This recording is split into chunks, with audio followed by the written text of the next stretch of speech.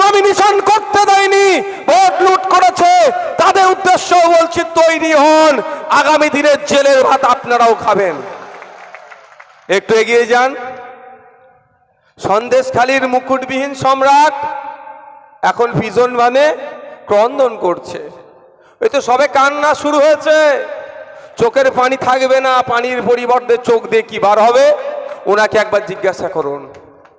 যখন 2021 নির্বাচন Indian secular ফ্রন্টের পক্ষ থেকে এই হারোয়াতে যেমন প্রার্থী দিয়েছিলাম, সন্দেশখালীতেও প্রার্থী দিয়েছিলাম, সেখানেও সন্ত্রাস করেছিল, হারোয়াতেও সন্ত্রাস সংগঠিত করেছিল। এখানে প্রায় 50,000 ভোট পেয়েছিলাম, সন্দেশখালীতে 14,000-এরও বেশি ভোট পেয়েছিলাম। কিন্তু দুঃখের বিষয়, এখানেও অত্যাচার হয়েছে, ওখানেও অত্যাচার হয়েছে।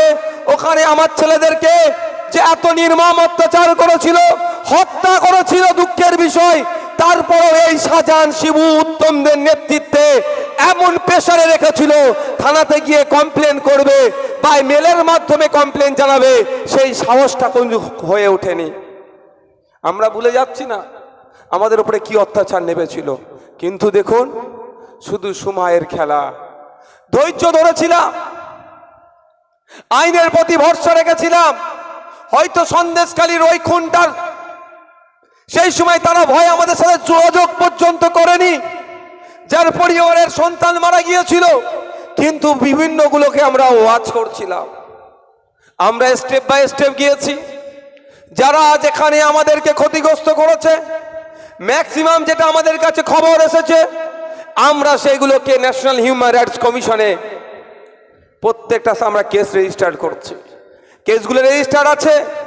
কেউ যদি মনে করে এখন আপনার এখানকার কিছু নেতা আছে, যদি মনে করে মমতা ব্যানার্জি সরকারের আমলে এই করছি, মমতা ব্যানার্জির পুলিশ আমাকে বাঁচিয়ে নেবে, একটু আপনাদের মনে করিয়ে দিতে চাই, সূত্রের খবর আপনাদেরকে একটু দিতে চাই। শাহজাহান শেখকেও বলা হয়েছিল, প্রথম তো শাহজাহান শেখ ধরা দিচ্ছিল না, বলেছিল আমি সুসাইড করে নেব, আমি আত্মহত্যা করে দেব, তাও কিন্তু আমি ধরা দেব না। কিন্তু তাকে বোঝানো হয়েছিল তুই ধরা দিয়ে দে, তোকে 1 সপ্তাহের মধ্যে জামিন আমরা করিয়ে দেব। ওই টোপটা গিলে নিয়েছিল। এখন 1 সপ্তাহ নয়, কটা বছর ওকে পার করতে হবে ও সেটা এখন থেকে কিন্তু বুঝতে পারছে।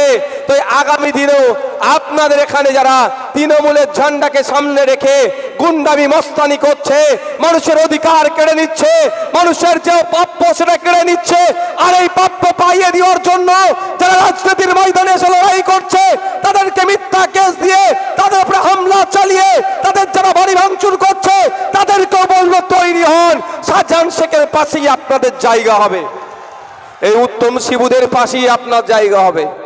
অত সহজ নাকি? ছেড়ে দেওয়ার ছেলে নাকি আমরা? আমরা ছেড়ে দেওয়ার ছেলে নয়, ভুলে যাওয়ারও ছেলে নয়। হ্যাঁ, আমরা কি বারবার বলে এসেছি, মারের বদলা মারে আমরা বিশ্বাসী নয়। ওরা হিংসা করছে, আমরা হিংসা করব, এতে আমরা বিশ্বাসী নয়। কারণ আপনারা জানেন, আমাদের ওদের বিবেক বুদ্ধি লোপ পেলেও আমাদের যথেষ্ট বিবেক বুদ্ধি এখনো আমরা স্ট্রং রেখেছি। আশা করছি আমরা মানুষের স্বার্থে রাজনীতির ময়দানে এসেছি, আমাদের সেটা স্ট্রং থাকবে।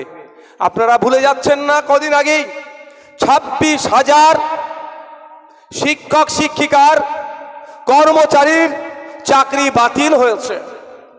অনেক বন্ধুরা অনেক কথা বলেছেন, বিভিন্ন রাজনৈতিক দলের নেতাদের পক্ষ থেকে বিভিন্ন মন্তব্য হয়েছে। কেউ আবার মানুষকে ফুসলিয়ে বলেছে যাও বাড়ি ঘেরাও করে টাকা উদ্ধার করো। কিন্তু ইন্ডিয়ান সেকুলার ফ্রন্ট সর্বপ্রথম বলেছে এই যে অন্যায় হয়েছে, সরকার যে চুরি করেছে, চাকরি চুরি করেছে, গরিবের মেধাটাকে বিক্রি করেছে 15 লক্ষ 20 লক্ষ টাকার বিনিময়ে, এই দায়ভার মমতা ব্যানার্জিকে কাঁধে নিয়ে যদি সত্যিকারের অর্থে তিনি মানুষের কথা ভাবেন, ওনার পদত্যাগ করতে হবে। এটা আমরা চেয়েছি।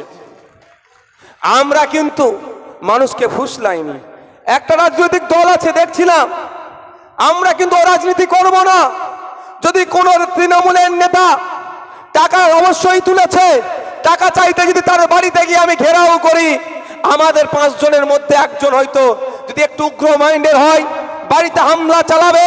বাড়িতে মা আছে, বাড়িতে বাপ আছে, বাড়িতে শিশু আছে, বাড়িতে মহিলা সদস্য আছে, তারা ক্ষতিগ্রস্ত হবে। আমরাও রাজনীতি করতে চাই না। আমরা তৃণমূলের মতো অপদার্থ নই যে আইএসএফ করেছিল বলে সে বাড়ি ভাঙবো। আমরাও রাজনীতি করি না। যারা টাকা নিয়ে চাকরি চুরি করেছে, যাদের চাকরি আজকে বাতিল হয়েছে, সেই সমস্ত ভাইদেরকে বলবো আমাদের সাথে যোগাযোগ করুন। যারা যারা চাকরি আপনাদের নিয়ে, যারা আপনাদের কাছে টাকার বিনিময়ে চাকরি দেওয়ার কথা বলে টাকা নিয়েছিল, তাদের নামগুলো আসুন কোর্টকে জানাই, এবং কত টাকা নিয়েছে কোর্টকে জানাই। কোর্টের মাধ্যমে টাকাগুলোকে আমরা জব্দ করব। কারণ ওনার বাড়িতে যে নিষ্পাপ বাচ্চাটা আছে, তাদের কথা আমাদের ভাবতে হবে। ওদের মতো আমরা অপদার্থ নয়, ওদের মতো আমরা অসামাজিক নয় যে চাল চুরির বিরুদ্ধে কথা বলেছে বলে আমার বাড়িতে এসে হামলা করেছে, আমার শিশুটাও ইফেক্টেড হয়েছে। আমরা ওদের মতো নয়। তাই বন্ধুগণ, আমরা চাই একটা সুষ্ঠু সমাজ ব্যবস্থা, যেই সমাজ ব্যবস্থাতে মানুষ তার অধিকার নিয়ে বেঁচে থাকবে। এখানে হেভি সংখ্যায় মায়েরা এসে উপস্থিত হয়েছে, বাপেরা এসে উপস্থিত হয়েছেন। ম্যাক্সিমাম শ্রমজীবী মানুষ, দিন আনে দিন খায়। কেউ কৃষক আছে এখানে, কেউ ডেলিভার আছে, কেউ মৎস্যজীবী আছে, কেউ ভ্যান চালক আছে, কেউ সবজি বিক্রেতা আছে, কারো ছোট্ট একটা গুমটি আছে। আমি আসার পথে যে দোকানে দাঁড়িয়ে চা খাচ্ছিলাম, আমি জানিও না যে ওই ছেলেটার 2021 সালে নির্বাচনের পরেই দোকানটা ভাঙচুর করেছিল আইএসএফ করেছে বলে। বিশ্বাস করুন, আমি জানি না। আমার ড্রাইভারকে বলছে ওটা চাটা খেতে হবে তো, দাঁড়া। এই দাঁড়াচ্ছি, দাঁড়াতে দাঁড়াতে দাঁড়াতে যেখানে এসে দাঁড়িয়েছি সেই দিকে আবার আমাদের ভালোবাসার এক লোক, সবই সৃষ্টিকর্তার মহিমা। দাঁড়িয়েছি, সে ছুটে বেরিয়ে এসছে সেলফি নিয়ে। আমি জানি ভাই আগে চাটা তৈরি করো। বলছে ভাইজান পরে চা হবে। এই আমার দোকান ভাঙচুর করেছিল, আপনি আমার দোকানে চলে এসছেন, আমার কাছে যেন একটা স্বপ্ন মতো লাগছে। তো যেটা বলছি, আমাদের ভালোবাসার মানুষেরা কি শ্রমজীবী মানুষ, দিন আনে দিন খায়। আমাদের লড়াইটা কি? আমাদের অধিকারের জন্য যেগুলো আসছে এরা লুট করে নিচ্ছে। এই শাহজাহান, শিবু, উত্তম থেকে শুরু করে আপনাদের এখানে কিছু আছে চারানার নেতা, তারা লুট করে নিচ্ছে। এটার হাত থেকে মুক্তি করতে হবে। তবে একটা কথা জানিয়ে রেখে যাই আপনাদের, এই আমরাডিহি অঞ্চল, এটা তো হাড়ুয়া বিধানসভা, এই মিনাখার কথা বলছি, এই অত্ত অঞ্চলের কথা বলছি।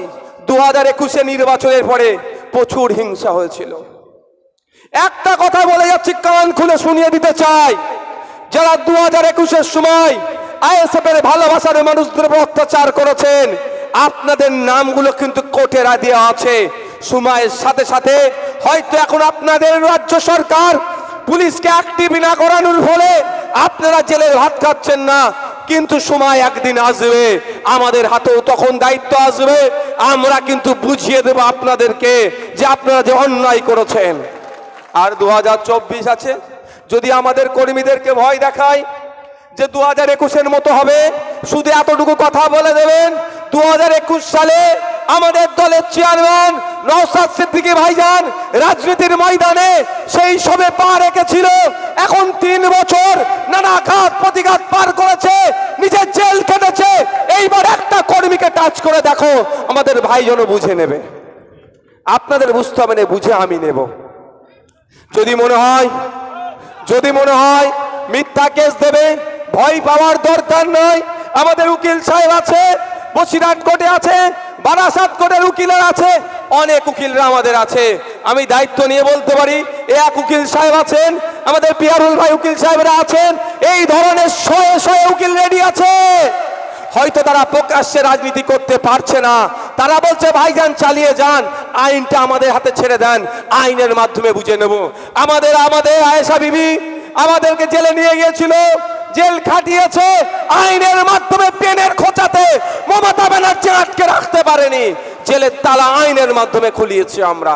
আপনাদের বলে রাখি, নিশ্চিন্তে রাজনীতি করুন, গণতন্ত্রকে প্রতিষ্ঠার লক্ষ্যে এগিয়ে আসুন। রুজি রুটির লড়াইয়ে আপনারা সাথ দিন। আবাস যোজনার যে মায়ের বাড়ি চুরি হয়েছে, বাপের বাড়ি চুরি হয়েছে আবাস যোজনার, সেটাকে দিল্লিতে গিয়ে আমাদের পক্ষ থেকে আখতার রহমান বিশ্বাস ফিরিয়ে নিয়ে আসবে, আপনাদের হাতে তুলে দেবে। আপনাদেরকে বলছি, আমাদেরকে সুযোগ দিন, ভয় পাওয়ার কোনো দরকার নাই। কেস হবে, মিথ্যা কেস হবে, তো পুলিশ ধরতে আসলে কি বলবেন? এখন তো শীতকাল নয়, এখন কি শীতকাল? এখন কম্বলের ব্যাপার আছে, বলবে দাঁড়া আমার ঘরের ফ্যামিলিকে বলে দিই আধার কার্ড বা ভোটার কার্ডের জেরক্সটা আমাদের নেতৃত্বদেরকে দিয়ে, মুসা ভাই আছে, ফিয়ারুল ভাই আছে, কুতুব ভাই আছে, আমাদের প্রার্থী আছে, ওখানে শুধু পৌঁছে দেবেন। এতটুকু কাজ করতে পারবেন তো ভাই? আমি নওশাদ সিদ্দিকীর দায়িত্ব নিয়ে আপনাদের বলছি, আপনাকে কোর্টে নিয়ে যাওয়ার আগে বসিরহাট করতো, আপনাদেরকে বসিরহাট কোর্টে নিয়ে যাওয়ার আগে আমাদের পক্ষ থেকে অ্যাডভোকেট আপনার জন্য দাঁড়িয়ে থাকবে আপ্যায়ন করার জন্য, যে আমাদের বীর আসছে, আমাদের বীর আসছে, গণতন্ত্রকে রক্ষার লড়াই করেছিল, দলিত মায়ের ভাত চুরি করেছে তার বিরুদ্ধে কথা বলেছিল, আদিবাসী ভাইয়ের জমি জঙ্গল চুরি হয়ে যাচ্ছে তার বিরুদ্ধে কথা বলেছিল, মুসলিম মায়ের অধিকার কেড়ে নিচ্ছে, সন্দেশকালীন মায়েদের উপরে অত্যাচার হচ্ছে তার বিরুদ্ধে কথা বলেছে বলে আজকে তাকে জেলে তাকে অ্যারেস্ট করা হয়েছে। আমাদের বীর আসছে, আমরা তাকে জামিন করার জন্য রেডি আছি। আপনাকে কোর্টে পৌঁছানোর আগে আমাদের উকিল কি করবে? কাগজ নিয়ে রেডি থাকবে আপনার জামিনের জন্য। এবার বলি, বারাসাত কোর্টে যদি জামিন না হয় জজ কোর্টে যাব, জজ কোর্টে যদি না জামিন না হয় হাইকোর্টে ছুটবো, আপনাকে জামিন করাবো। আমি ধরে নিলাম, আমি ধরে নিচ্ছি আমার ভাইয়েরা বিশ্বাস এমন কিছু কাজ করবে না যেটা হাইকোর্টেও নাকি জামিন পাওয়া যাবে না। এটা ভরসা আছে তো নাকি আপনাদের কাছে? ভরসা আছে তো? আমরা অসামাজিক কাজ করব, দেশ বিরোধী কাজ করব, আপনারা শুনলে অবাক হয়ে যাবেন। আস্তে আস্তে একজন আধিকারিকের সাথে একটু কথা বলছিলাম, প্রাক্তন একজন আধিকারিকের সাথে, এই সন্দেশখালিতে যেভাবে খুঁজে পাওয়া যাচ্ছে, উনি আমাকে শুধু বললেন এটা তো টেলার, একটু অপেক্ষা করুন। আমি কেন? বলছে যে বন্দুক উদ্ধার হয়েছে এই ইন্ডিয়া মেড নয়, ভারতের তৈরি নয়, বেলজিয়াম তৈরি বন্দুক উদ্ধার হয়েছে। ভারতবর্ষের কোনো পুলিশের কাছে ওই বন্দুক থাকে না। ভাবতে পেরেছেন? এই সমাজ বিরোধী দেশদ্রোহীগুলো তৃণমূলের ছায়া তলে তারা নিজেদেরকে গুটিয়ে রেখে দিয়েছে, তৃণমূলের পোস্টারকে সামনে রেখে সমাজ বিরোধী কাজ করছে। আমি শুনতে অবাক হয়ে গেলাম। আমি বললাম কার কাছে থাকে তাহলে? বলছে আর্মিদের কাছেও এ বন্দুক থাকে না। আমি তো আরো ভয় খেয়ে গেলাম। ন্যাশনাল সিকিউরিটি গার্ডেদের কাছে এই বন্দুক থাকে, এই গ্লক 17 নামে বেলজিয়ামে তৈরি সেই বন্দুক উদ্ধার হয়েছে। কে করেছে? ওই বন্দুক কোথায় কোথায় শাহজাহান শেখ দিয়েছে, শিবু উত্তমরা কাদেরকে দিয়েছে? আপনাদের এখানে কি মোল্লা নামে এক নেতা আছে না, তার উদ্দেশ্যে বলে যাচ্ছি, আপনার সাথে শাহজাহান শেখের সম্পর্ক কতটা আছে আমরা ভালো করে জানি। শিবু উত্তমদের সাথে কতবার ওঠা বসা করেছেন সব আমরা জানি। আপনি বলবেন চাইনি, আপনার মোবাইলের টাওয়ার লোকেশন কিন্তু সন্দেশখালিতে অনেকবার শাহজাহানের মোবাইলের লোকেশনের সাথে যুক্ত আছে, সেটাও আমাদের কাছে আছে। চাইলে সরকারিভাবে আমরা দিতে পারি। বুঝতে পারছেন তো? সব ব্যাটাকে জব্দ করা হবে। যে দেশের বিরোধী কাজ করবে, দেশের আইনের পরিপন্থী কাজ করবে, সে কোন জাতের, সামনে মোল্লা পিছনে, সামনে মোহাম্মদ পিছনে মোল্লা আমি দেখব না, সামনে হাসদা পিছনে মন্ডল আমি দেখব না। দেশ বিরোধী যে কাজ করবে, ঠিক ব্রিটিশদের পিরিয়ডে দেশ যখন পরাধীন ছিল, যেভাবে আমাদের স্বাধীনতা সংগ্রামীরা একদিকে বিনয় বাদল দীনেশ, শহীদ তিতুমীর, শহীদ আশফাক উল্লাহ খান, শহীদ ভগৎ সিং, শহীদ ক্ষুদিরাম, শহীদ প্রীতিলতা ওয়াদ্দেদার, শহীদ বিরসা মুন্ডারা ব্রিটিশদের বিরুদ্ধে লড়াই করে গিয়েছিল, আমাদেরকেও একইভাবে লড়াই করতে হবে। সামনে কে আছে আমার দেখার প্রয়োজন নাই, সত্যের পেন ধরেছি।